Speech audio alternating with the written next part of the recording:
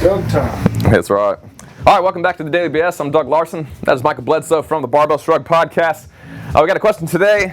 Bug won't leave me alone. We got a question today from someone in the Army saying they're doing PT 5 days a week. Whether they like it or not, they pretty much have to do it, so they can't get out of it. That's followed by a full day of work. At the end of the day, he has very low energy and very low desire to go to his gym, to his CrossFit gym, and train. What kind of program do we recommend for someone in his situation is the question. So, for PT, I don't know exactly what you're doing. I'm assuming you're doing a lot of running as well as calisthenics, push-ups, pull-ups, sit-ups, lots of abs type stuff.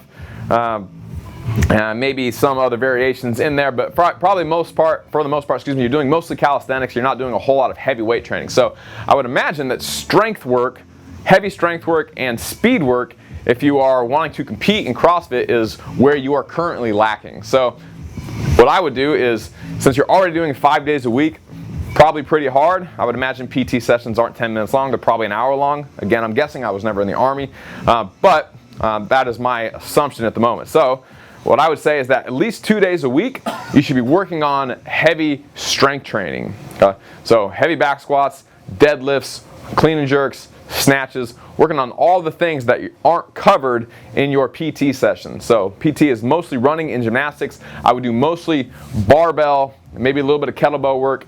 And then if you really want to do CrossFit stuff, if you want to compete in CrossFit, you're probably going to have to train on the rings at some point as well. So working on squats, snatches, cleans, and then things like muscle ups, handstand push-ups, other gymnastics bodyweight exercises that you're not going to do during PT is a good idea. But I would focus mostly on strength, and I wouldn't worry about doing any metcons or conditioning if you're already doing that for 5 hours a week in the Army. Okay?